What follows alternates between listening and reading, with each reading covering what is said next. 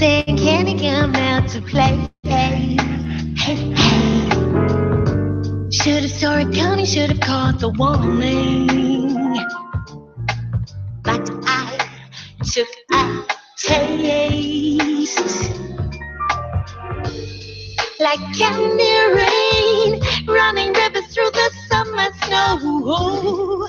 Hey, it is me, Wanda B, and you are listening to IntellectualRadio.com. We're an iHeartRadio station, and this is the He Said, She Said show with me, Wanda B.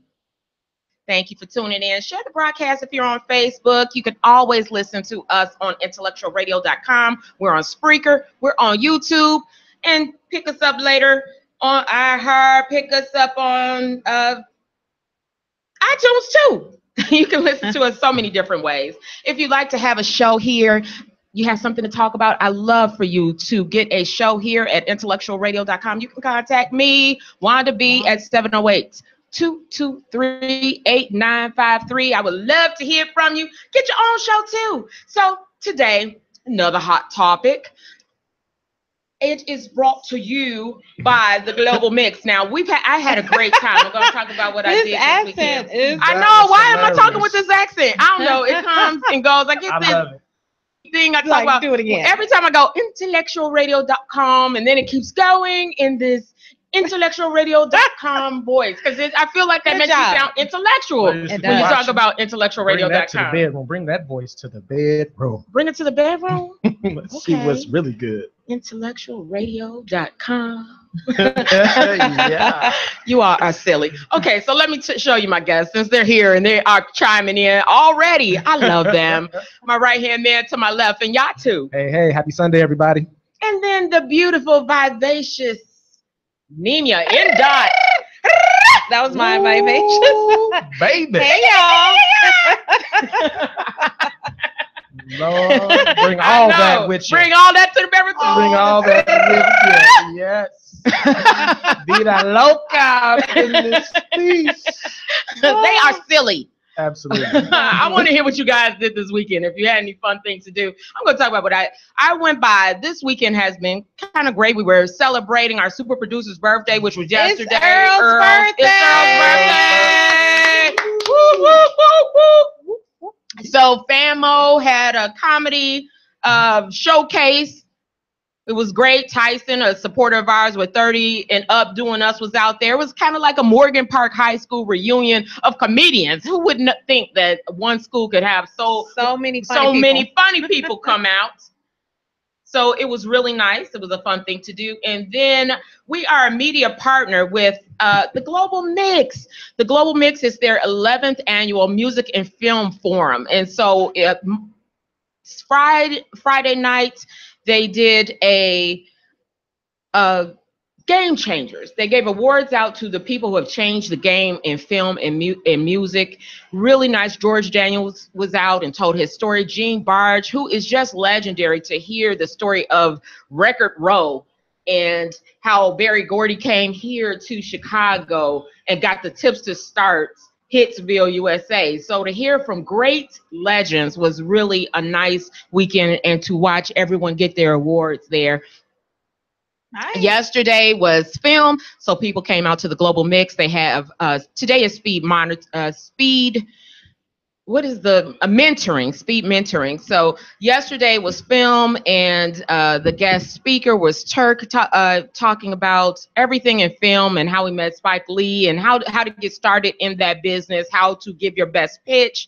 So very good day of getting to meet the people you need to meet in film, and today is music. So really, really fun weekend. So if you're out and about, they're still doing it, you want to go over to the Merchandise Mart, 350 North Orleans, and if you're into music, it's a great place to be. So it was nice to have that weekend. What about you and Yatu? What you do? I was hanging out with my son this weekend. I didn't do too much. My niece is going away to college at University of Illinois on Monday. Oh, congratulations. So, absolutely. So we went and hung out with her, and she asked me for some tips for college, and I came up with 3 good tips. What are your 3 good tips for college? Well, number one, probably more important than your degree, is going to be your network, the people that you meet. And so I told her to be friendly, be social, be kind, and be open to meeting all different types of people. The second thing is I asked her if her tuition was class by class based or a set amount for full time enrollment. She said it's a set amount. So I told her to take advantage of classes that aren't in her major, that University of Illinois has courses in tons of different things that may interest her, and she should use the fact that that tuition is already paid to take some classes. And then the third thing I told her is that the best fakers can fake it for up to a year, right? And so be careful of these guys. Some of these guys down at your school hate women. They're going to see your success story, your resume, and all the things you've accomplished and want to knock you off that pedestal. And the number one way to do it is through sex. And so pay attention to these boys and the fake admiration and let time tell. And she was very thankful for that advice. Now, is she going into her first year? Going into her first year. Good. Also tell her to make sure she secures a good, solid GPA. Absolutely. Your freshman year, you can you establish your grade point average, and after that, regardless of the amount of credit hours, it's really hard for the GPA to drop way below. But it's really hard to pull a poor GPA up once it's slumped. Agreed. We know she's going to take care of that business. Yep. Kayla B., if you're out there at Wichita State, please listen. These tips are still good, whether it's your first year or your third year. Yes. Right. Do a study abroad. She did her junior and senior year in high school in South Africa, so she's to some degree been there and done that. So I'm excited for her, definitely. Mimi, what you do? I had a date. Oh, I know. Dating Chronicles. Dating Chronicles, and it was a good date until it was not. Oh Lord. We went to shoot pool, which was his idea. He's new to the city, so I suggested that we meet up mutually downtown to Lucky Strikes. Okay. Really fun. The atmosphere is actually inexpensive now. It used to really be expensive at that particular place, but we had a good time. I suck at shooting pool, but he gave great tips, and I actually hit a ball in 1 or 2 pockets, and I was okay with that out of 3 or 4 games. So I was awesome. I was okay with that. But then the date ends, and it ends on great terms, and I give him the text like, hey, had a great time. Look forward to seeing you again. He goes, oh, I look forward to hanging out with you too.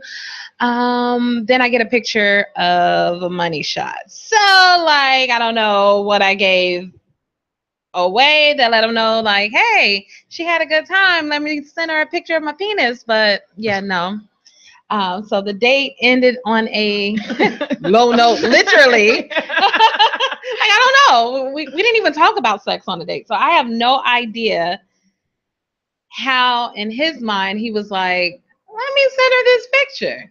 Is the penis shot the intro into the conversation? See, this is he said, she said, where we give our opinions, our viewpoints from the male and female perspective, and Yatu from the male perspective.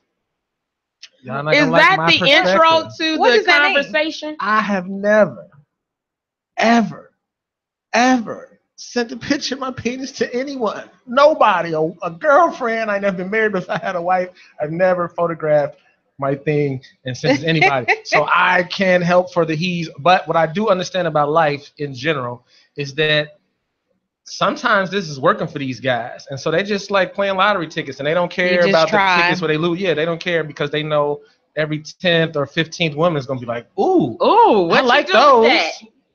Right. How that work? Exactly. Yeah. So no, I sent him a response text that it was unacceptable, and so he tried to recant, like, no, I apologize. I really don't want us. I want to keep getting to know you. Well, I know all of you now, so there's nothing more that. How do you recant? Do you pull it back? I mean, once you send that out there, what is? Oops, I didn't mean to send that picture. I meant to send my rest of my body, right. Not that. Like, no.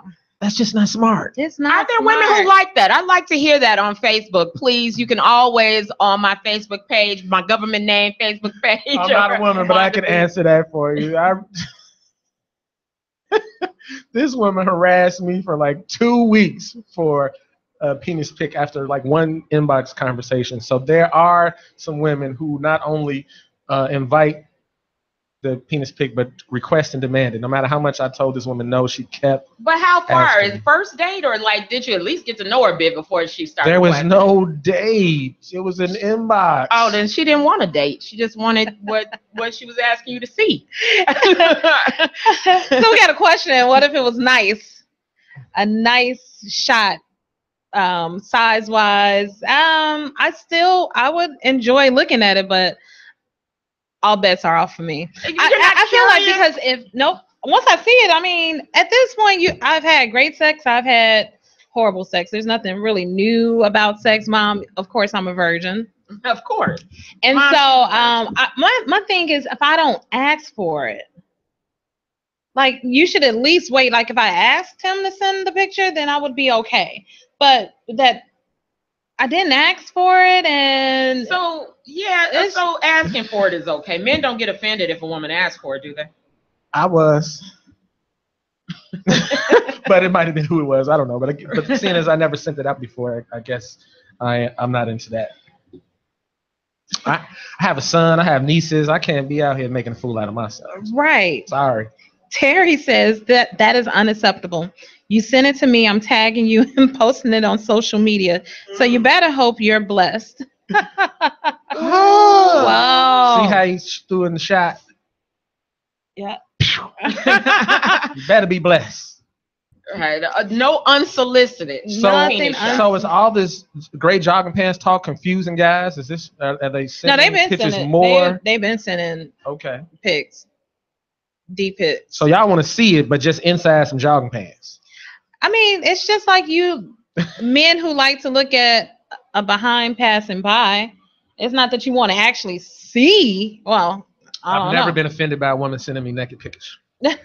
Never once have I ever been offended. Yeah. But see, to me, it's sort of one of those things. So what do you think about me in that moment that you're like, let me send this to her?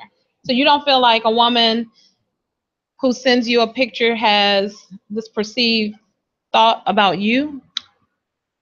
Maybe, but I'm just not offended by it.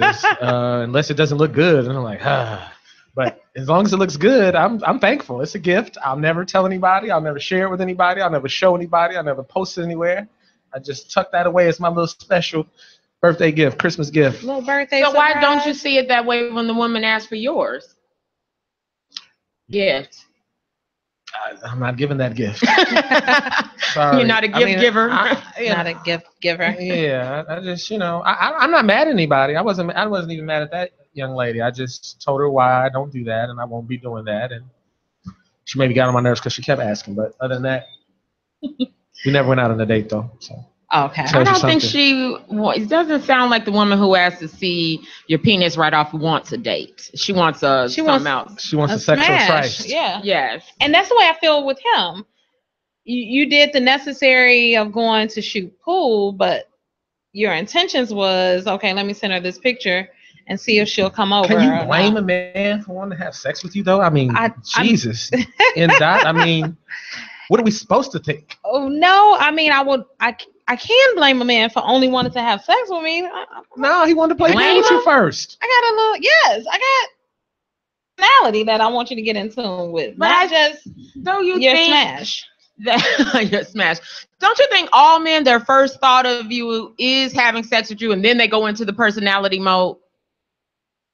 Probably a lot of guys definitely are thinking I'd like to hit that more than anything else. Or am I wrong? No. I think you're right. I think most guys look at women and they're like, I like to hit that. I think some guys have hit that so many times with different women that they are a little bit more numb to that, and so they start to look for other things first because ultimately they know if they invest their time and their energy into a woman, it'll probably go there anyway. So they're not as concerned with that. It's like now the quality of the person that's connected to this sex. Well, I want to hear from some men. I've heard this from men. Now, I'm not making this up. I think you all tell me what you think. Put it on Facebook. I want to hear from the guys if getting to know her and how intelligent she is and get to know, is it, I want to smash now, let me find out how, or you do it in a combo? It's a combo platter. Tucson says sex is the motivation, not personality.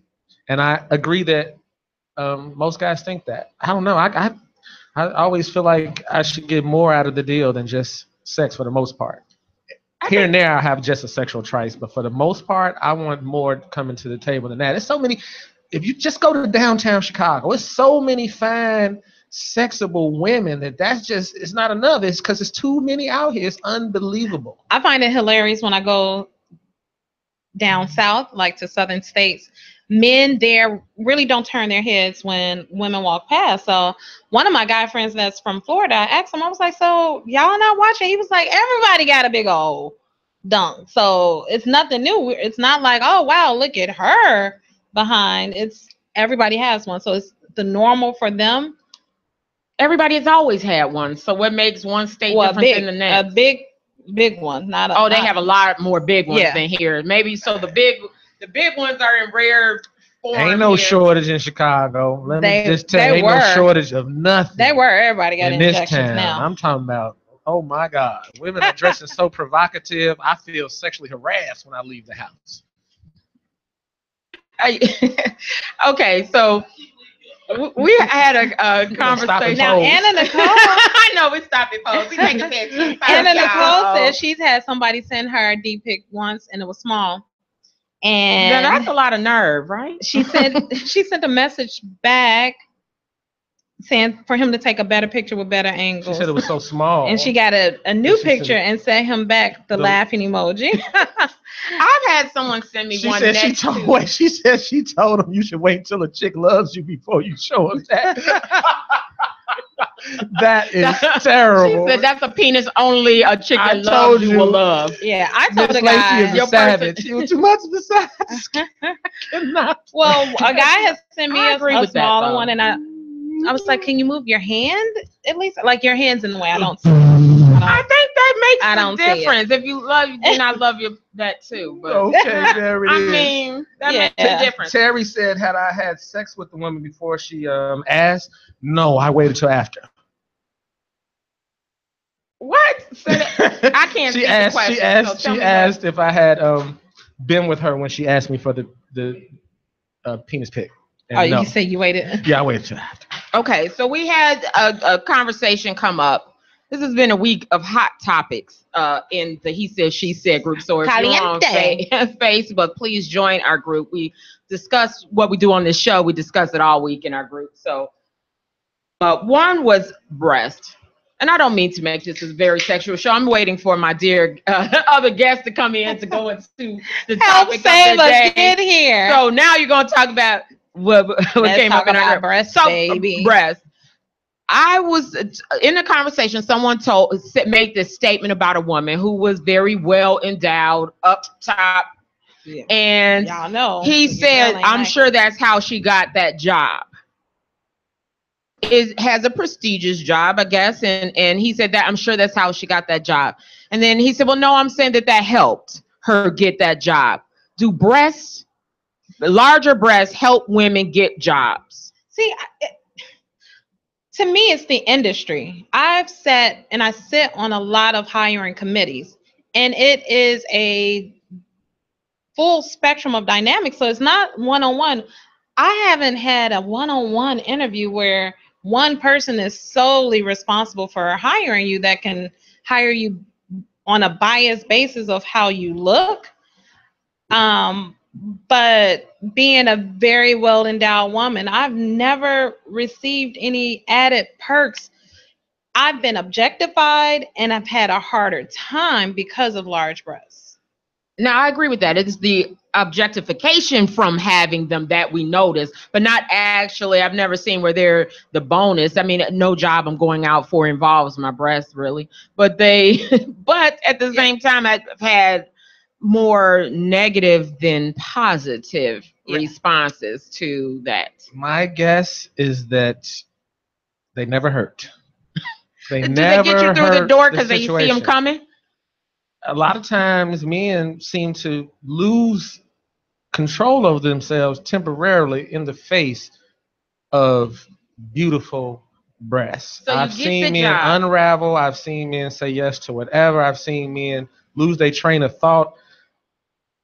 I remember being younger, and this woman kept saying, I'm up here, I'm up here. Oh, I was so embarrassed. But, so I think big breasts will get you out of a ticket sometimes. I believe that they will help you beat out that other candidate that is equally qualified as you. If it's two equal candidates and their resume is the same, and one has breasts that the man who's hiring can look at all day, he's going to hire the breasts. Well, and that's assuming that we are in a male-dominant management. Women like breasts too.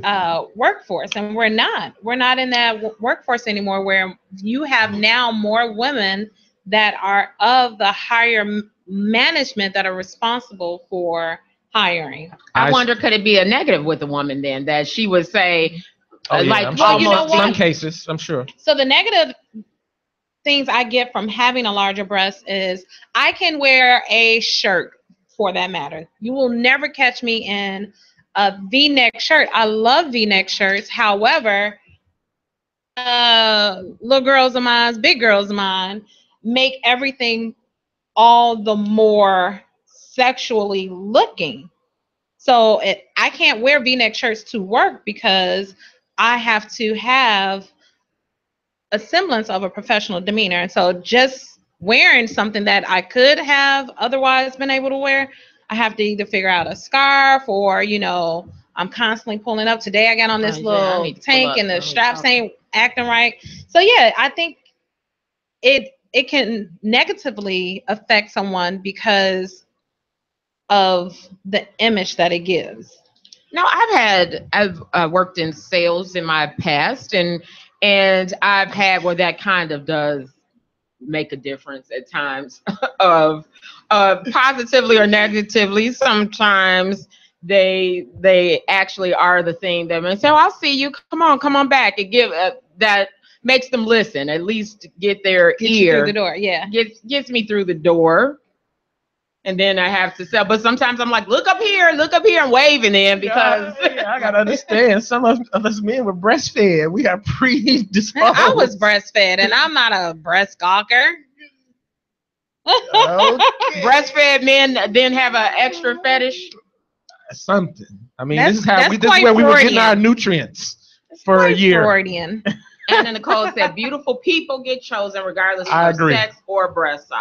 I agree. And that's the beautiful thing, because beauty is in the eye of the beholder, so that can go all ranges. I have been into businesses. I went to a corporation, and as I was sharing with these ladies before the show started, presidents and the CEO all had young, black, curvy secretaries with big butts and big breasts. And I do not believe that it was a coincidence. 3 of the executives were white. One of them was black. The black guy ended up marrying his secretary, so that tells you everything right there. But I've been in other companies and businesses, clothing stores, things of that nature. And of course, everybody in there is shapely and looking good. So that leads me to believe that, at least in some industries, this is what the hiring is based on. That's not good. That bothers me. I don't know why, but that's life. It bothers me. But that's life. Life will always bother me, probably. Right. So the tail of the tail. And I mean, like, large breasts are expensive as heck. I just had a conversation with my girlfriend today, and she was saying, I just don't feel right buying expensive bras because I have large. Well, she has small breasts. Oh. So she's like, I can get a good bra for the low, and I'm like, child. I buy bras twice a year, semi-annual sales when it's buy 2, get 2 free. And that's because a good one support bra is $60. $60. You have to spend a good over $50 for a bra. No. And one. I'm not saying a double pack or a 10 in a pack like Hanes. Yeah. And we can't just go into Target. We ain't being fancy. You're going to get your basic colors and coordinate from there. And they can't be all lazy. They'll hold the girls up. I mean, we can't get always the pretty ones. Exactly. And even your shoulders hurt trying to hold them up. So you got to, when I was younger, wear the ones with the pads on the shoulders. They're never cute. Never. They need everything to hold them up. And remember back in the day, our aunties used to have the bra that made their breasts like angles. Like, why did y'all wear those? How did you get your breasts in something like that? I had those. too. Sounds like a good, sound like a good problem to have. Sounds like a good problem. A good problem to have. Yes, I guess we're not paying to have any added on. So. Right. Yeah, I guess. No, I've never not talked to a woman but for your having shirt small breasts. doesn't fit right. Your buttons always right got here. a little gap. And then people would say, buy a size small. You need to buy a size larger. I'm like, it is the large. I swear, I'm not purposely trying. Good to show problems to have. If they're trying to break free, let them breathe. No, I'm just kidding. But I've seen things on Facebook where they kind of respond negatively as if you're trying to show your cleavage. And unfortunately, like you said, with the V-necks, sometimes you can do everything, but a V-neck is your body is your your body is your body. Responding poorly to great breasts. Well, no. So there was a meme around where the lady was a teacher, and she had on regular clothes, but because she was shapely, everyone was saying, "Oh, she needs to be a little more professional. She looks unprofessional in the workforce. That's not what you wear around children." Remember Teacher Bay? She lost her job because, the world went nuts because they felt that she was dressed inappropriately in the classroom, and that's just her body. I saw that lady, and I don't know what she could have put on to hide that besides an Arab garb. Like, nothing was going to hide those curves. Nothing. She didn't have on an inappropriate dress, the one I saw. Didn't have on an inappropriate dress. She just was curvy, and so any dress, a sundress, whatever, we was gonna notice. So what can you do? She's blessed. Moving on to the big. So it sounds like, in result, big breast women may actually have this. Well, they think so. At least they think so. The guy. Well, you know what? Being a big breast woman, I've never gotten out of anything. I have to say, if a guy says that that's true, there has to be some truth to it because they're giving us the male perspective of men that are breast. Well, they're saying that women have, but they've not had that experience. They're assuming women have gotten those advantages. But I'm saying that assumption would be poor because I've lived this life with triple D's and up, and no. Let them things out. Imagine how many free meals they've earned you. That's a win. I do think in some instances they do. That's why that boy sent you that picture. Exactly. What are you talking about? That's why you getting dick pics. I didn't even have on a cleavage yielding anything. We still see you got big ones and want to know what they look like. And I want to know what they look like after it. On a cleavage yielding, girl. No, I did not. You couldn't have. But again, that proves the point that no matter what I put on, it can automatically look a little sexy. I had on whole church clothes yesterday, and people was like, "Oh, in church clothes." No. So yesterday, excursion started at work, and a coworker was like, "Hey, I need a ride to this event." And it was a really cool event. It was a group of Black chefs meet up amongst friends, and they all bring their kind of specialty dish, and they swap dishes. Oh, I love that. The coolest thing ever. So there was chocolate covered bacon, like a smorgasbord burger that had sausage, chicken, all type of stuff. It was heaven. Salads, desserts,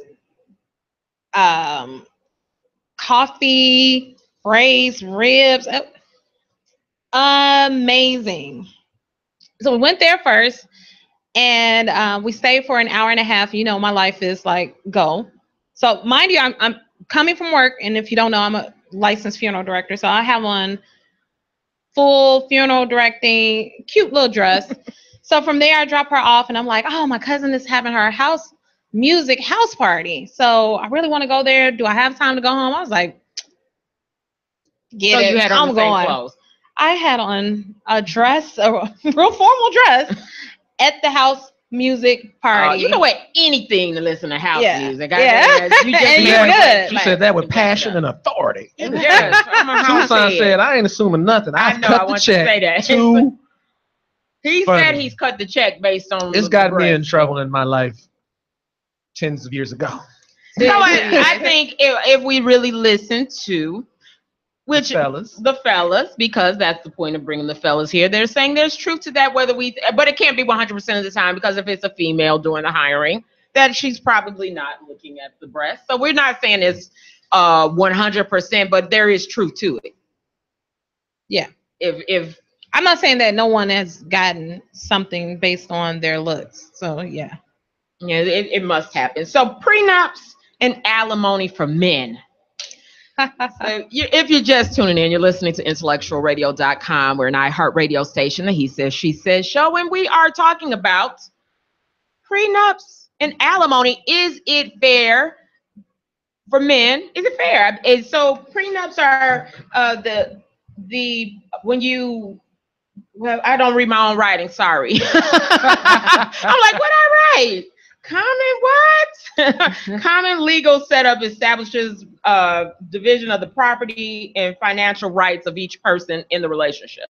So a lot of times people are saying they don't want to sign the prenups.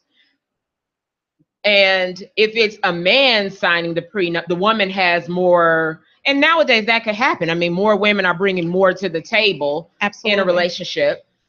So when it's a prenup, I'm hearing now that men are like wanting prenups, and the woman is making more of the money. And now women are saying no to prenups or yes to prenup, wanting more men to sign prenups because they're the financial. Where on the other end, it wasn't happening. Women were like, oh, I'm not going to sign that. If the man asks for a prenup, she doesn't want to sign it because that means you don't love me, and that doesn't show how much you love me. But when the roles are reversed and the woman wants the prenup and the man is saying, no, that shows you don't love me, I don't want the prenup, the women are highly upset. Is that fair?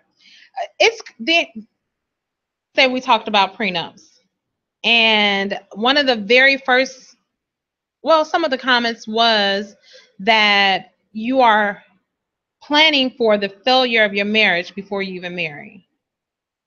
And to me, that's kind of problematic, but we live in a world where we plan for everything else. So it's not that the marriage is doomed for failure, but the what ifs is that, hey, these are my assets, these are your assets, and this is what we're going to walk away from. Fair. I think it's fair for both parties to an extent. I think it's fair if people want to say marriage is a business. Why don't we handle it from beginning to end like a business? Why do we go love on the prenup, but want it to be handled like a business when we talk about marriage? Right. Yeah. So it should go business to business from beginning to end. I definitely don't have a problem with prenups. I think it's fair across the board. I think a big misconception people have about prenups is that it means that the other person doesn't get anything. And in most prenups, that's not the case. What it does is it establishes exactly what they get in advance so that it's not some astronomical amount or the person isn't losing everything that they came to the table with. And so I'm certainly not looking to marry for money. And, you know, unless somebody is looking to marry for money, looking to come up off the marriage if it doesn't work, then I don't see why they have a problem with a prenup, man or woman. Guys on Facebook, let me know what you think about this. Prenups, do you agree, disagree? Now that there's more women asking men to sign prenups, what do you think about that? Is it fair? Let us know. If you're on Yatu's Facebook, on Nemia and Dot's Facebook, let us know. Or if you want to call into Intellectual Radio, you can call in 708-223-8953. Let us know what you think about this topic, about prenups for men and alimony for men. Is it fair? Well, here's the thing, though. So what if you are, and I'm going to go with traditional roles, and you decide that you want your wife to be a stay-at-home wife, where her job is to care for the children, the household, which is a huge job. So she comes into the marriage, doesn't have much assets. And then when she leaves the marriage, she walks away with nothing. Like, once again, they're not about that nothing. The prenup is saying that she gets nothing. Well, I'm saying if she came in with limited assets, but he wants her to stay at home, she could have acquired more financial assets, but she's a stay-at-home mom, so their assets are really dependent on what he's bringing to the table. So he's gonna if he makes $50,000 a month, he's gonna want a prenup that says she tops out at $10,000 a month as opposed to $25,000. It doesn't have to mean she gets nothing. Right, but if she says no, I don't think that's a fair amount. Now she's the gold digger, and we saw that with Evelyn Lozada. Everybody drug her a couple of weeks ago. With her fiance backing out of a prenup once he saw supposedly the amount of assets that she would get according to the state that they lived in California. Right. And so he backed out of the deal. But it's like, if you loved her, you wanted to marry her, you gave her a child, now the prenup is on the table, you backing off the table because you're more concerned with your financial assets than, you know. I love that topic. Hold it right there. We're going to take a quick musical break. You've been listening to IntellectualRadio.com. We're an iHeart radio station. Here we go. See you in a minute. Come on in, Mike. The sun is saying, can you come out to play? Hey, hey. Should have saw it coming, should have caught the warning. But I took a taste. Like candy rain, running rivers through the summer snow. You keep me satisfied. I can't complain. I wouldn't know where to start now. Hey, it is me, Wanda B. You've been listening to IntellectualRadio.com. And we've been talking about prenups and alimony for men. Is it fair? And we have a new guest sitting here at the panel, comedian Mike Walton. How are you, sir? I'm fine. All right. You're going to help bring in the he perspective of this topic. We like to bring you here, he said, she said, the male version, the he said, and the female perspective, the she said. And Nemia, bring up what you, right before the break, what you mentioned with Evelyn Lozado and her situation with prenup. Well, with Evelyn Lozada's prenup, engaged to a baseball player, successful in his own right. They have a child, and they were planning their marriage, and he went and spoke with his prenuptial legal team. And once he saw the contract that was drafted, he backed out of the marriage based on the prenup agreement that he did not want the majority of his assets to be split in the manner that it was. So they were in California, and we know California laws are quite different than all others, especially when it comes to marriages and alimony and things like that. So he backed up out of the deal, and everybody drug her, saying, well, good, he didn't marry her, she's a gold digger anyway. But the fact is, he made a whole child, human being with her, and they were actively planning to have another child. And so now that you get these legal terms involved, you backing out of the deal. So LICU, thank you, from Intellectual Radio. She has a new show here at Intellectual Radio on Thursdays, Platinum Convos. And she says, oh, did it go away? Do you guys see the L's description? Yes. What she said about prenups? Mm-hmm. I think it's fair because marriages is a legal contract. So a prenuptial agreement is an extension of those legal rights. Negotiate. So versus him backing out, maybe he should have negotiated. Because I think even the point of the prenup, even in California, maybe I don't know if I'm right or wrong on this legally. So if someone knows, maybe they can let me know. Isn't the point to do your own arrangement versus what is in the laws? We're saying this is what we agree to if we dissolve our marriage, this is what we agree to. Because California laws are gold digger friendly. Half, no matter what. It don't matter when you came in, how long the marriage was. Johnny Carson, all type of people dropped $50 million dealing with just California's laws and not having a prenup. So it was her legal team that put together a prenup, and once his legal team saw it and told him what was all in it, he backed out. And I can, some money is too much. But like Wanda was saying, negotiate.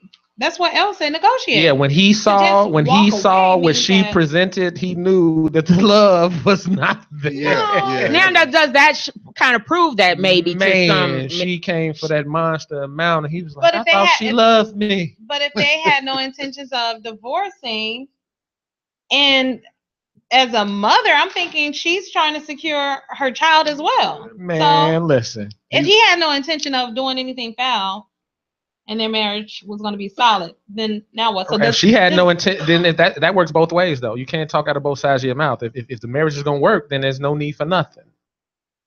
Exactly. You can't say on his end if he he doesn't have confidence in the marriage or he doesn't love her, and not say it on the flip side, because they both have something to do with that agreement. She presented it, he disagreed with it. So clearly she's concerned about her financial future if they don't work out, and so he should be concerned about his financial future if they don't work out either. Not necessarily, because you have a lot of guys that present that they walk out with all of their assets, and does that mean that he's more concerned with his financial assets than the marriage at that point? I would think the woman would be saying that, absolutely. If you want me to put it in a contract, yes, I'm about to be more concerned with my financial stuff than what this love at this moment. That's what the contract so why would is you for. present it to me like that? So basically he's saying you come in with you leave with what you brought to the table.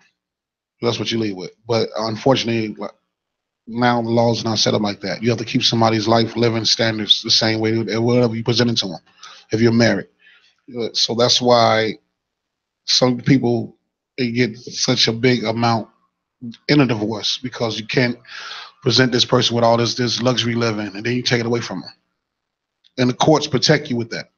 So in so many ways, I see where she's coming from, but I see what he's looking at. He's looking like, oh, look at the guys she was with before. All the guys she was with before. She has a history too. Yeah. Namia, do you think that part of her history is playing a part in his decision to back out? I think we're coining her history as her preference in dating. I only date a particular type of guy. That's my preference. That doesn't mean that I'm this gold digger that only dates that guy. Like, I know chicks that only that's their circle. They're in that quote unquote baller circle. So why would I not think they wouldn't date within that circle? So Evelyn makes enough money herself now from her other exes, her own. She has makeup. She has alimony and child support she won't. Why not say, since we're both wealthy, what we came with, and then child gets X amount of money based on his income. My child now will receive this, so that child gets to live that life. And I don't know what theirs read, so maybe that's what it. Maybe that is exactly what they're fighting over. I mean, he backed out, so clearly he thought whatever the request was unreasonable. I mean, a lot of people don't know, but Jay-Z and Beyonce have a prenup. For every year that they're married, he had to give. If they got divorced, he had to give $5 million, and then it tops out after 5 years at $50 million. So if they got a divorce right now, it's been past 5 years, he would have to give her $50 million. If she had divorced him at the 3-year mark, it would have been $15 million, and she's well-to-do too. So why him to her and not her to him? I think that's the part that doesn't sound fair, because Beyonce has Beyonce money. So why does he the only one who has to give $5 million? Smart legal team, he would be doing the same thing. You think Jay-Z doesn't have a smart legal team? What I'm saying is, we know about him paying her. How much does he get if she steps out? It didn't say anything about that. Exactly. So that's why that 444 album was so important. That's I'm not going to give him $50 million. I'm about to apologize. I'm sorry. Get this out the way. Is that what he said? I didn't hear the album. Yeah. Does he kind of that say song? That song. That's the name of the song. 444. That's him when he's apologizing. But I mean, what is he? What when it comes to the child support? What, or not child support? Alimony is? Does he mention that in that song? No, he just said I apologize. Well, he said, does he say 50 million? For cheating. He said I often womanize it. I apologize. I often womanize. It took for my daughter to be born to see through a woman's eyes. So it's under 5. It's under 5 years. So he needs to clean this up. No, it's past 5 years. So it's past 5 years. So he's capped at 50. I think they're good. They're gonna stay together. They both getting a lot of money. I think it was the reason for that was because sometimes, especially somebody like Beyonce, where men are idolizing, dating her, and things of that nature, that there was a risk at the brand decreasing in value because of her getting married, and so that's why that was covered. Whereas Jay-Z was an older guy marrying a younger, hot woman, so therefore he didn't. It was it was a win-win for him either way. Where for her, it was a possibility that the brand would go down, but because he's a smart marketing person and she's a smart marketing person, the brand did nothing but go up after the marriage. But a lot of times that's not how it works. So Anna says something that really articulates my stance on the prenup. Beyonce is using that prenup to curb his cheating. She's not worried about the money. And for me, with prenup, it is saying that as long as we're upright in this relationship, we will never have to revisit this contract again unless you're concerned about what your personal behaviors are going to be in that marriage. So when you look at Evelyn, keen to look at the guy like, so were you planning to cheat? Like, what were you planning to only be in here for about 5 years and bounce it? You know, it's supposed to, I think a prenup is supposed to make it that much harder to walk away from the marriage. So it further solidifies that marital contract. I've bought you into not leaving now. I've never looked at it from that perspective, and I guess it could. I've always looked at it more from like insurance. I pay for my insurance for my car, but I don't want to be in an accident, and I'm not going to be looking to get into accidents to get the buyout for my insurance. It's more so that things happen, and unfortunately love fades, we grow apart, and it's easier to me to decide how to divvy up our monies when we're in love than when I hate your guts and you cheated on me, and now I really want to take you for everything you got. Let's plan this out where we're in happy bliss and do this fairly, because now we're both in a more fair mode than when you've cheated with the girl with Becky. So now I don't want to use my insurance, though. I don't think no prenups are made over an argument. You really should make them while you are in love, when you first starting out, or you know you're going to get married, or whatever the case may be. I remember Steven Jackson was going to get married a few years ago. He called all the NBA players out. They had the wedding, and she wouldn't sign it. So they had to get married the next day. She had to talk with her father the night of. He was like, "Baby, they gonna get no better than this. Sign that sheet of paper." I mean, like Steven Jackson, actually, all the players that came for that Saturday wedding, they didn't get married. They had to wait till the next day because the wife was like, "You're gonna love me forever, this or whatever." But he was like, "No, this is still a business." So in this business, this is what we have to do. We have to. I wonder, did she have like a plan, like to sign it the day of the wedding, so maybe he wouldn't? Anna Nicole says that there are controlling mechanisms, and they can be. A lot of them have it where it's only if you get caught cheating and stuff like that. I don't remember reading that about Jay-Z and Beyonce's, and even if they did, it wasn't effective in stopping him from cheating, according to both of them, because he still was doing stuff the marriage until lately. So. And I saw you had posted that you don't agree with having prenups. I didn't see. I can't read what you wrote. If you could type it again, or do you all find that? I have it. Yeah. She said, "I'm not a fan of prenups for men or women. If we marry, then I trust you and want to build with you. I wouldn't marry someone that I couldn't trust with my money. I would sign one if it was a big deal to my mate, but I wouldn't initiate one." And having been divorced and saying one thing when we got married, we both agreed we leave with what we came with. We didn't never signed anything, but we agreed we leave with what we came with. Yeah. And then 20 years later, I was like, well, I didn't know where I was going to have at that time. Exactly. I didn't know what he'd have at that time. And things changed so much in our relationship that I was like, he was like, we leaving what we came with? I was like, I don't know about that. Maybe we need to talk about something different. Over time, you commingle your assets. And so you purchase a home together. And if you're both paying the mortgage, then like how we figure out who gets to leave? Also, women can't work, part of what they're pregnant, depending on what their occupation is, and taking care of the kids. And so I think that has something to do with Jay-Z and Beyonce's prenup, because she wouldn't be able to tour and all of that pregnant. Yeah. And that actually was a factor in it for me. I've worked in sales, and a lot of times taking care of the children.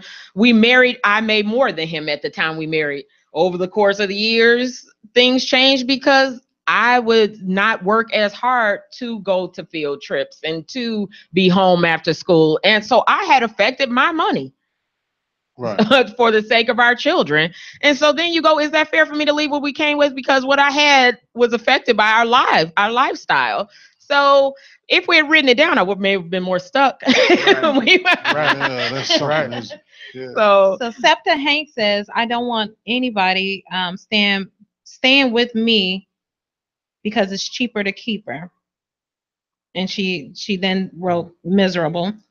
And then L says this shows how important it is with marriage and acquired wealth. White people practice this without thinking about it, and Black people still thinking about love and the ceremony.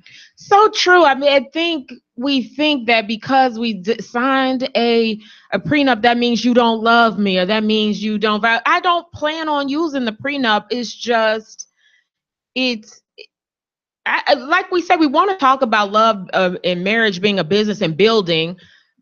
We're building something. This needs to have a plan. You have a plan for everything else and insurance for everything else in your life. And I can understand why people don't want to do it. I do understand the feeling like, does it come down to this? I don't sign this piece of paper and we don't marry. I mean, I do get that. But what I don't get is the opposite end for men, that women now when they make more then he doesn't get if you cheat and if you do these things, you don't get the money. Why is that? We saw that with Mary J. Blige and Kendu. And she has a full album about it where his alimony is quite substantial, and what he asked for was quite substantial. And again, and I get ragged a lot by women when I say he's entitled to it, because he quit his job to be with her, because those were her terms. She wanted him to not work and to just only solely focus and manage on her. So he missed out on a couple of years where he could have made his own living. And so a lot of people are like, well, he's the gold digger now, or they question his manhood for asking for the amount of money. That's the big thing. That's the big thing. They question his man. He's a Mitch. He's a this. He's a that. If it's good for the gander, it's good for the goose. Bottom line. And so we can't say in one way, if the person is giving up their career and giving up their life for the other person, that they deserve money only if they're a woman. And then when it's a man, it's the other way around. And so, she said when they first got married, he saved her life, he saved her career, he did this, he did that. And now when it's time to chop up the money, not so much. And so, and he cheated. I don't have a stake in that. That's not my relationship, but I see women who have cheated and have gotten over, Nicole Brown Simpson, people like that, who were cheating, getting away, and still walked away with a ton of money. And it's these ridiculous settlements that make a need for a prenup. It's like I said, it's one thing to make it where you have a nice lifestyle, but it's another thing to go crazy with it. And so I remember 50 Cent voluntarily gave his child's mother $25,000 a month. And they never were married. They didn't have to go to court or do anything. She got a new boyfriend. The boyfriend moved into, he gave her $25,000 a month, and he bought a $1.5 million house, and she didn't have to pay nothing on that. And in addition to the $25,000 a month he was giving her, he provided all clothes and paid for all schooling and everything. So what happened for his son. When he moved? She moved the boyfriend in, and the boyfriend needed $25,000 a month too. And so she went back to court and asked for $50,000. And when they went to court, the judge gave her $5,000 and gave him the house back. And she lost $20,000 trying to be greedy and go. Why do you have to live to the same income? Who made that rule that now that is the benefit of being with me, that you get to live this lifestyle? Why do you get to keep having it now that we're over? That's what Sefton said. Some miserable woman that was like, we need to get a rule. So woman. Let me just say, there's a balance here. Okay, so if you living in the mansion with me and you driving this type of car, my son is going to private school, and now we break up, and now you in a 1-bedroom apartment, and my son is going to public school in the community, that's not right. So it should be, but it shouldn't be like you said, the exact same lifestyle as if you were with me. But I believe it should be at a level, and that's where a lot of men are okay with prenups that just. It limits the amount. It doesn't make it where the woman gets nothing, but it's some of these amounts are just insane. From living in the Gold Coast to moving to Inglewood, and they sometimes go past the age of the child. I mean, I could see where you get to live this lifestyle to keep your child in a certain home, and I guess that they're accustomed to.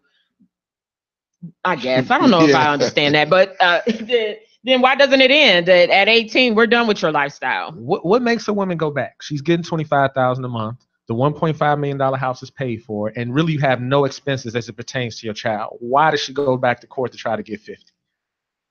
Oh, that was just greed. That was just dumb. Listen to the guy. Listen to that dude. He like, man, look, he talked himself out of everything. 50 did that deal with Coca-Cola for vitamin water, and that's what made that's what inspired her to try to go back and get more. But she doesn't even understand the laws because it made her get less money. Well, I have a friend who married a man, and she is the breadwinner of the house. Not that he makes money and he works, but not to the level. She owns a couple businesses and properties, and brought that into the relationship. They signed a prenup. He was all okay with it, and now he has cheated, and she wants to divorce, and he's now contesting that prenup because he wants more. He wants to live to that lifestyle that they had.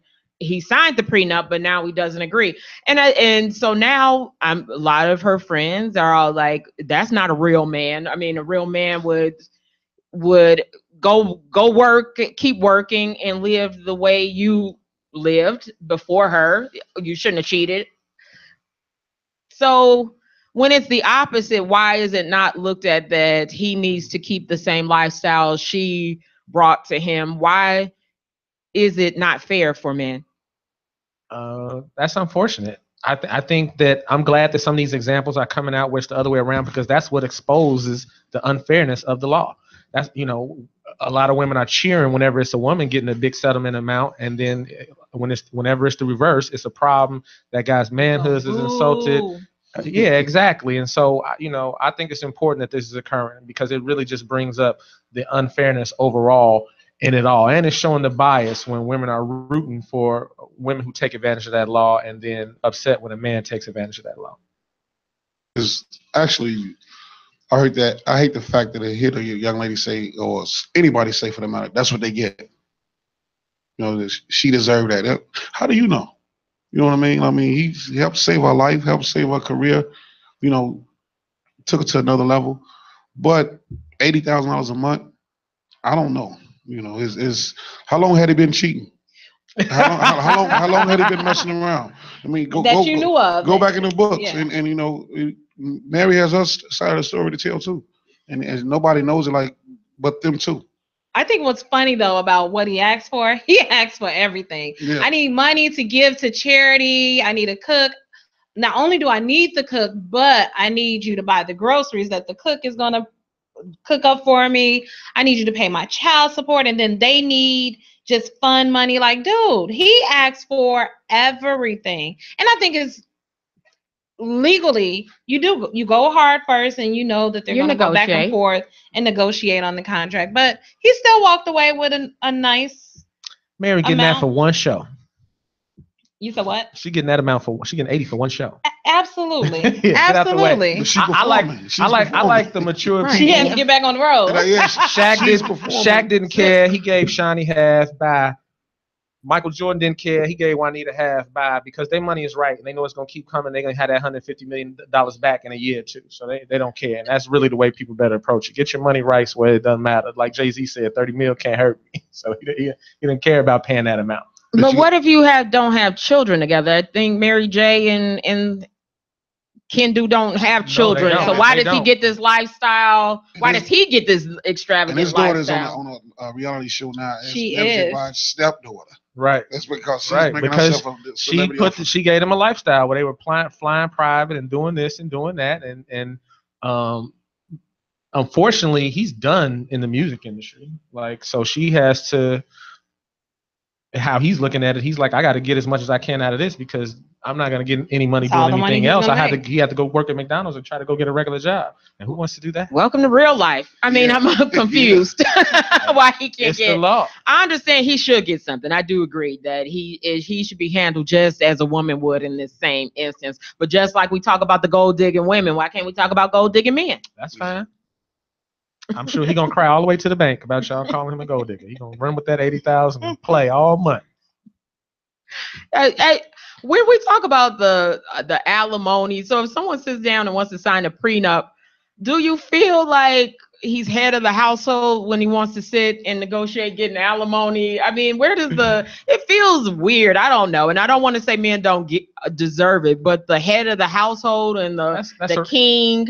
and you're the man who wants alimony check. That's a rare circumstance. He's dating the queen of R&B, so that's not your average everyday situation. I think it's becoming more average because women are asking for prenups, and they're just because they make more than the man. Because it ain't enough money on the table in most situations in the black community for that to even to be an issue, in my humble opinion. So why do you want to talk about marriage being a business and then say prenups only go with a certain amount of money? I think that has changed. That has changed. We pulling dough in the black community. I mean, 6 figures is not a big deal anymore. Like, people are racking. It's not a big deal. So that's why I think you see a lot more people that are looking like, hey, we need to draft something up with this prenup and figure this out, because I need to still be able to walk away with a good chunk of my big argument.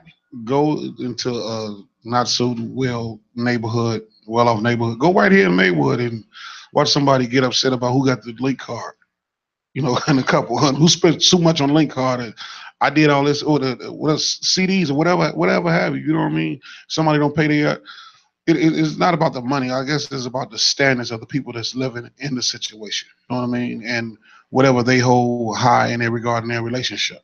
And then when it's over, it's over. It's just a big argument, and it's not a prenup been signed, but it's a whole bunch of mess is gonna go behind, because they want, for instance, I bought the kids iPhones or whatever, you know what I mean, and they want to argue about this, and it's certain things, but it doesn't have to be 6 figures. It could be $10. You get 5, I get 5. Yeah, why should you get 4 and I get 3? Yeah, that didn't add up to 10. What's the alimony law in Illinois? Anybody know? I don't know. I have to look that up. Tucson said, no, we aren't. Black folks is broken. Marriage is a business for people with assets. We ain't them people. These are facts. That's what I was about to say. Like, a job money. Come on, man. Like, don't argue over job money. I guess it seemed like it's very small stakes to me. I mean, I get it. I guess, like he said, people argue over link card. People argue over a little thing. They take back stuff after relationships. I bought you that watch, but they argue over anything they feel they've earned that you didn't earn a right to. You didn't earn a right to have my money. Well, myself, if the money was appropriate, then I would definitely be looking to do a prenup so that no inappropriate money has to be paid out. And again, that's not necessarily a situation where that woman should get nothing, but just, not anything crazy or inappropriate, nothing sensational.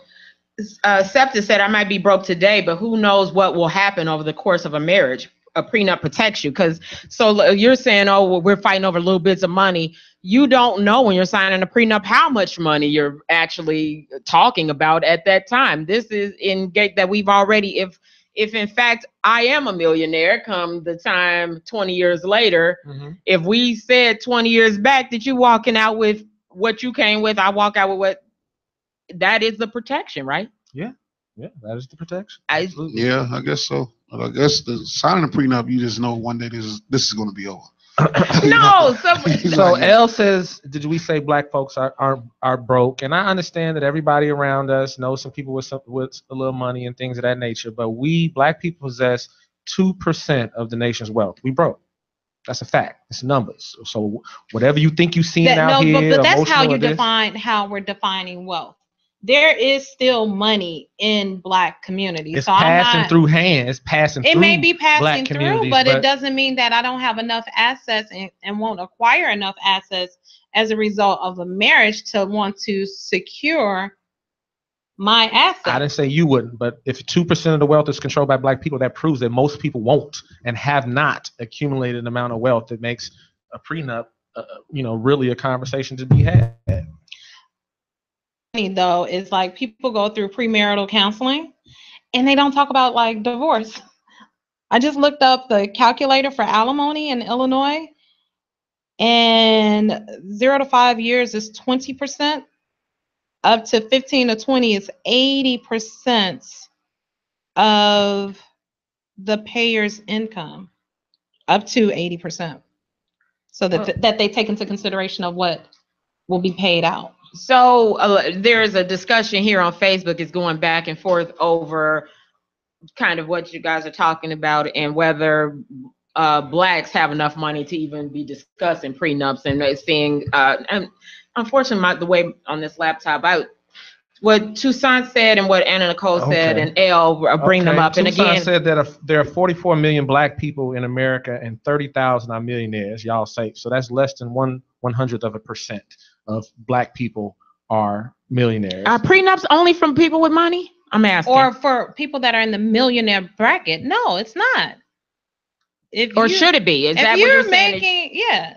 I mean, that's how he's defining the wealth in terms of millionaire. Yes. When you take that into consideration, of course, we're coming up on the short end of holding wealth. But when we're talking the average for the states or what's considered to be figures that take you out of the low, middle, and higher brackets, we got money in the land. Like Elle said, and again, I would love for you to listen to Platinum Convos on Thursdays at 8. I own money and property, and I want to protect it. So, absolutely. And I know a lot of people that when they marry, they may own income property or they may own their own homes prior to the marriage. Why wouldn't I want to secure that should things not work out? What do you guys think? Secure it. Do you? Do your thug thizzle, but I won't be in court with you about your house or your rental property. Trust and believe. Sometimes you just want to leave with a peace of mind. And it's bad enough you're losing this person that you thought you was going to be with for so long. You was in love. And then to add injury to insult, they want to take your assets. So that's kind of tough. You know, it's how's kind it yours? If you all were married, isn't it ours? Yeah. At one time it was ours, but now we were in love. Now it's getting it's to the only point an asset if it's paid off. That's number one. You obviously don't love me no more. People don't understand the definition of assets. Yeah. A lot of times it's an asset for the bank because they get the mortgage no matter what. Yeah. Understand that, and if they don't, it reverts back to them. So a lot of, maybe this is a problem because black people don't understand what the definition of wealth. They don't understand the definition of assets. So a lot of times we think our house is an asset, and it is for someone else, not for us. We're paying the mortgage no matter what. If the roof falls off, if the floor falls in, we still got to pay. The bank gets paid no matter what. So that your house is an asset for the mortgage company or the bank until it is paid off, and you get a permanent renter in there, which is bringing you money no matter what. So what's funny though about this is most of the guys that are ragging about the alimony, if you flip the script and say, let's do the calculations for child support, nah, that's too much for my flesh and blood. I can't part with that much. She might have somebody else in the house. Like, come on, like, what gives? At the end of the day, child support is actually easy to do for the male just to pay. Whoever has the kid the most is really going to spend the most amount of money on the kid. It's the guys get bitter because of the money. She taking my money, but it's really the relationship was over with. And she's not even trying to hear nothing the guy's saying. It's all about the kid. So he used that as an excuse. I'm a barber, so we hear it all the time in the barbershop. And you can tell when a guy's really bitter about the situation. Like, she's not giving you no rhythm, no more conversation on come get this kid, take him to school or whatever. But the child support is really not the bottom of the issue, I don't think. It's the money is being paid, but who's coming in the barbershop really is making millions of dollars? Just losing money on the kid. Shaq is not coming in the barbershop. Elle says a house has equity, so that is an asset. If you miss your mortgage payment next month, that's gone. So, you can call it an asset, I guess, if you want to. But when we talk about real wealth in America and understanding what an asset, I mean, it's totally 100% free and clear, or it's not that, because they're one little technicality, they can, one late payment and it can't don't be snatched. Pay your taxes and they take the whole thing. Yeah, the whole thing. But that isn't kind of what we're talking about. I guess we're talking about, let's talk about that the asset, or you have the property, everything's paid up, and we're about to divorce. Stuff. The stuff we have at the time of the time of dissolving a marriage, and let's say everything is not real assets or anything like, but right now is what we're dividing. It is what is in discussion at this moment. Who gets the house? Who's going in an apartment? Who's going to? We sell the house, and there's a $200,000 in equity from it, and how is it split? And true, it's not your money. You could have lost the house a long time ago, but let's talk about right here at this moment of dissolution of the marriage, and now there is some asset at this moment of $200,000. How we're gonna break that up? I mean, and if you say you come with what you came with, and I come with what I came with, and you had the house before we got married, is any of it due to the other person?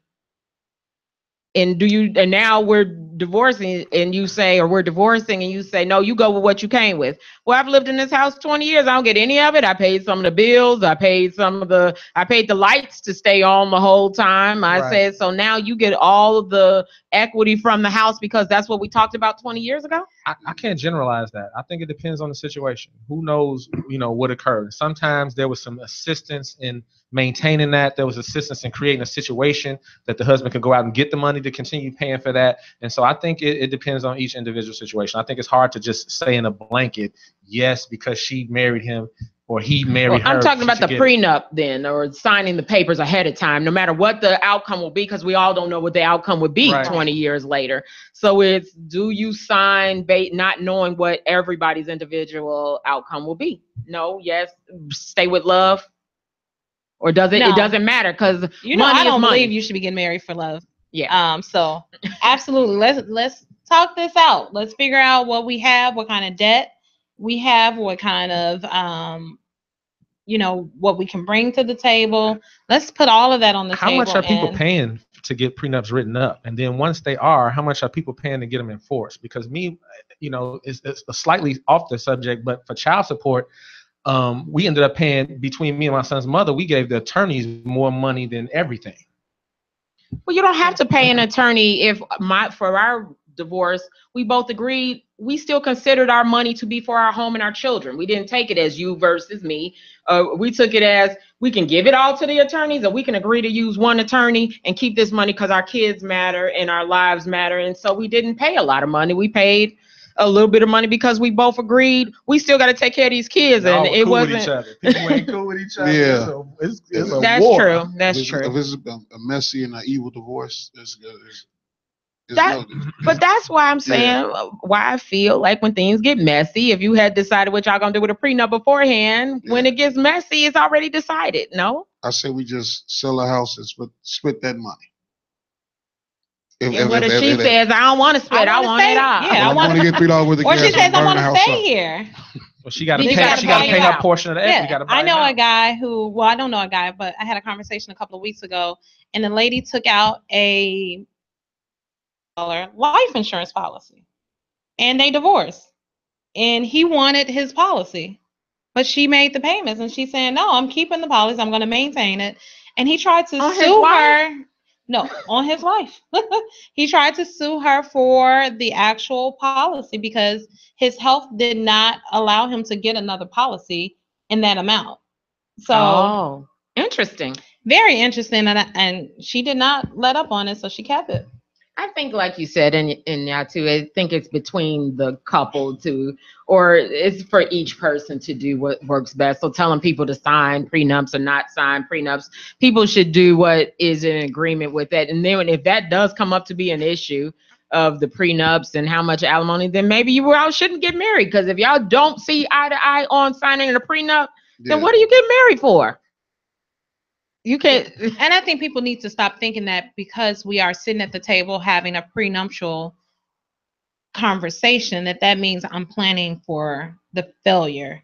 It's just planning. Protecting yourself. Yeah. Protecting yourself. It's like the analogy you gave, life insurance and life insurance. Hey, I'm not planning to die, but it may happen tomorrow. So let me make sure that things are secure. Do you think it's a sign that the relationship is, if both can't come to an agreement on a prenup, is that a sign of how they will deal with issues further in the marriage? Is that a red flag? I think that's a immature flag that we are afraid to we're afraid to talk about finances.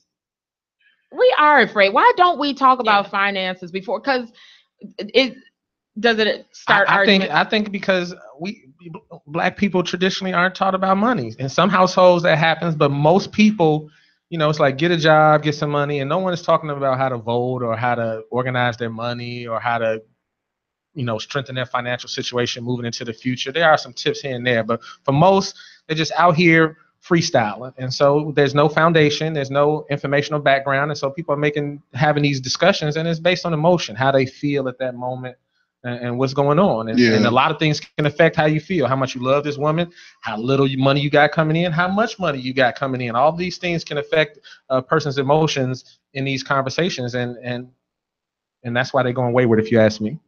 That leads to why people say you shouldn't marry necessarily for love, and that it is business. Because because if you're marrying for love, and I approach you about conversations of what we'll do if we divorce, your feelings gonna be hurt. Now you don't love me. You must be planning to cheat. No, it's real. Like once we get married,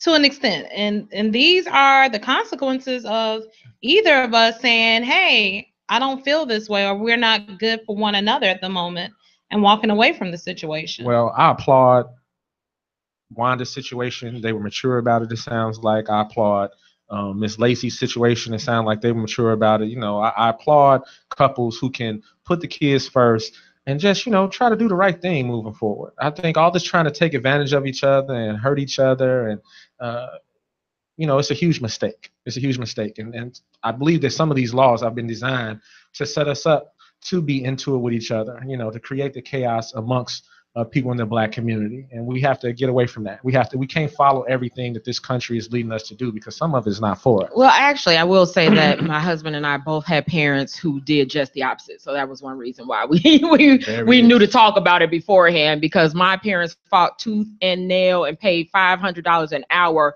over who had the bedroom set, who gets the Thomasville chair, my parents stayed in court and paid thousands and thousands of dollars fighting each other, and the lawyers were like, cha-ching, you take them to court over that. I mean, we went to court over everything. They kids' college paid for off of what occurred. So we both said we've seen this happen, so we want something different. So I will say It wasn't just based off of, it was based because my parents' divorce is probably the messiest thing I've ever seen on earth. Sometimes the way to learn what to do is to learn what not to do. How did that affect you? How did it affect it to have these conversations before? I don't know though. Sometimes I get like, do you precursor the end? Have you discussed the end so much that you kind of, I don't know, I feel will it to you? Like, did you? It was an odd thing, because one thing we do have is a much better relationship together, because we really did work on that beforehand. Well, ending it really well. So I don't know. Yeah. I don't know how I'm still healing from that, Michael. Oh no. I don't know, but I think it played a but I do.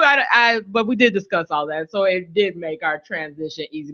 We still do everything with our children as a family because of our experiences from our parents. So I don't know. So your family holidays is like mine. There's my brother and his mom, me and my mom, my sister who has another mom, and we just all hang out and they with their mates. So my ex stepmom comes with her partner. It is like that. In fact, my kids are on vacation. So you all have the same father. Yeah. We share a father, that's all. So you got to give your father some props, because he picked nice women that could get along. He's like, well, she nice. He picked some nice women that could get along. Yeah. He didn't pick no messy women. He wasn't messy. he was the messy man. He couldn't pick no messy women. Right. Tucson said, for those that say marriage with black people is a business, what are y'all building? Serious question. Well, the business aspect of it is, one, the financial situation. I don't give anybody my money just to say, here, have it, because I feel like you may do something great and I just want to give you my salary. And then there is the type of lifestyle. I mean, together, when we're talking building, it depends on what that marriage's goals are. If it is to be community leaders, okay, so this is how we're going to invest in one another and how I'm going to support you on your endeavors and how I need you to support me on those endeavors. If it is climbing up the corporate ladder, okay, I need to send you back to school. So I need to invest in your education. This is where our finances are going into. So though when you're talking about the business aspect of it, Toussaint, for me, that is the business aspect. How are we investing our talents, our finances, our time together to accomplish more together than we do individually? It's greater to climb a corporate ladder when you have a partner that's been there supporting you, companionship, all of that, as opposed to what do you say to that too? rolling solo dolo. No, I just giggled about the corporate ladder part of it. The Black community thinks, when we think about money, a lot of time we just think about jobs, and there are a lot of entrepreneurs out here who are self-employed, and there are some who've been blessed to build a business that runs on its own, whether they participated in it or not. And so we have to adopt that into our thinking. We have to instill some of that in our children, because right now in the Black community there are other cultures making all the money. Nobody Black owned the gas station I went to today. And if I stop right now after I leave here and go get some juice, it's probably not going to be at a Black-owned establishment. Clothes, gym shoes. I mean, we barbers and hairstylists for the most part. All of the Asian nail shops are filled with Black people. There's no Asians in there getting their nails done, not one. And so that doesn't take anything away from Nemia's point. But that was what struck me about that conversation, is that these jobs and the plateau of $100,000 a year, we got to do better. So Toussaint said, no, business builds wealth, not titles. The corporate ladder isn't business, it's a job. That's the difference. Hence my question still stands. I answered your question. Even if it's in community, if what that couple's goal is to be community leaders, then the investment goes there. It doesn't, regardless of your feelings towards corporate, non-corporate, whatever, marriage is a serious business. And it's not a business that generates revenue in a classic business sense, but it is not to be treaded lightly either. If that's the case, if we look at it as its original intention, it was a religious-based, what's the term I'm trying to use? Union, yeah. Or what's the other word? I don't know. There's another word I'm trying to use, but I can't think of it. But it was based out. You're talking about marriage, yeah. Oh, okay. It was based out of spirituality. It's no longer that. You don't have to have any type of specific religious backgrounds to get married. When you look at the Muslim religious background, they don't even go through our marital system. It's a totally different process to marry within that community that does not involve any of our legal entities. And they look at it as a business. What kind of assets you got? What are you going to bring to the table? And, somebody has to approve it, and then you can get married. So there's a whole lot of ways to slice it up and dice it. Anna said marriage with the right person does indeed build revenue. So I was she responding to what Toussaint said? Yeah. So some couples come together and they have a common goal of building some real assets that will pay no matter what. And other people get married and get caught up in the image of being married and the image of being an upwardly mobile couple and things of that nature. So it's, marriage is what you make it. Do you think marriage is a business, or should be approached as such? Should be approached as such. I don't want to get married and me and my wife aren't in the business of building some assets and building a future. In that regard, yeah, I guess it is a business, because I am going to have business on the mind. I'm not just going to marry someone because I fell in love with her and we don't have any common goals and we don't have any common strategies. We're not going to work well together. Elle said that that's why homosexual couples fought for marriages, because it does build revenue. So what, back to our original, if we intend for marriage that it builds revenue, why don't we discuss or make it fair for the men, or why don't we want to discuss then how to dissolve that, split that revenue ahead of time? Why no prenups? Well, come on, Tucson, and come to the show. Right. He said he had to be on the You show. always to on the show explain. anyway. Wait, did he say it is like he's on the show? I mean, it's not a feeling, it's a fact. I say this in love. The reason why we talk divorce so much is because we don't understand business. I'd have to be on the show to actually explain this point, but I still like y'all. We okay with that? I do want but like, I still want to know that explanation though, because I'm learning. I still like to take in how we thinking. I bet Dame Dash and the other partner, I can't even think of his name right now, wish they had some sort of prenup with Jay-Z. I bet they do. I bet they do. With the foundation they build and make Biggs, my man Biggs, Kareem Biggs, and make money without, be able to go out there and make all that money without them, based on the foundation that they built together. And so I would imagine that he's somewhat alluding to that. So Anna said we're building generational wealth, building an empire to leave to the next generation. You're building children that will do the same thing, so you're building a legacy. Some people do that in their marriage. Most do not. Work to build a legacy. They just work to work. They just work to we gave work. away so much. Because we got to work. They work to to help other people build a legacy. To buy Jay-Z tickets, or and I'm not knocking. People do whatever you want to with your money, but understand what you're doing. By with the way, money. them tickets, you can get a $60 holler. That's gonna be another show though. $60. I do want to talk about. We'll talk about the building of wealth amongst our family. See, Tucson, there you go. When we'll have you on that show, brother. You better show up for that show.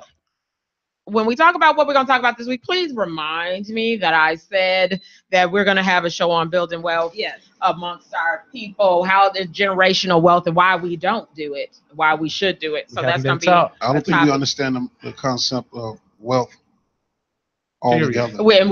This was said on the show that people don't understand that meaning of wealth and assets and things like that. So that's definitely going to be our upcoming show. But this is our time for today. It is. Thank you so much, guys. Thank you for everybody who listens on Facebook and chimes in and asks the show. I appreciate you every week. Tucson, Anna Nicole, who's been a guest here before. Everyone who, like I said, listen to her show, Platinum Convos, Thursday at 8 o'clock. Thank you to everybody who chimed. Septa Hanks, you've been adding a lot today. I appreciate you too. Everyone else who've chimed in, please come back next week. And Yatu, how can we reach you? On Facebook, my government name, and Yatu Marvel, Nyatu Marvel. And then on Instagram, I'm Marvelous since 1974. Marvelous, SINCE 1974. Came up with a joke for my response. How do you reach me with How do you arms? Broom thing. That was funny, Nemia. Don't end up with your joke. Dinner's at 8. Go ahead. I am on Facebook, Nemia, my government name, Nemia Ward, and Crooklyn _girl on Instagram. Michael Walton on Facebook. And Magic Mike 32 on Instagram and Twitter. Magic Mike. Because of basketball reasons. Oh, okay. You wasn't out on we thought you was body rolling. No, right. We Magic body rolls. Johnson was my favorite basketball I was trying to player. figure out where I put the know mic you on from. Did you own the barbershop on 75th? Yeah. Okay. I was just talk about that after the show. There it is. You've been listening to He Said, She Said. Please go to my sponsors. I'm going to post those. And Windy City Grays, good luck on your game. They've been a sponsor of this show their whole season, and they are in the championships on Wednesday. I'm going to come out with my T-shirt because I might try to. Yes, come with me. Okay. Come with me. Shucks, So we're gonna be support the Windy City Grays. So thank you guys. Kenya wants you to go to KTS Realty and all my sponsors. Come out September 22nd, 20. I'm going to get the exact date to room 183. It's the third Wednesday of the month. We do He Said, She Said live. The third Wednesday of the month at room 183. It's at 4167 West 183rd Street in Country Club Hills. Please come out. If you want to be a sponsor this show, or be an advertiser, please contact me, Wanda B. You can find me on Facebook, Wanda B, like the B, B-E-E, like it. Then join our group. He Said, She Said. We're going to talk about this same stuff. Sometimes it gets heated. I didn't even bring up the uncircumcised and circumcised men conversation that has been going on all week long on this debate. That's a whole nother topic. But I do want you to come back here, the same place, the same time, 2 o'clock. Listen to the He Said, She Said show with Wanda B and her team. Thank you so much. See you next week, same place, 2 p.m. Bye, guys. Thank you. Let me melt for you. You're the sweetest thing to dip in my arms through. I love ever spoon your tune.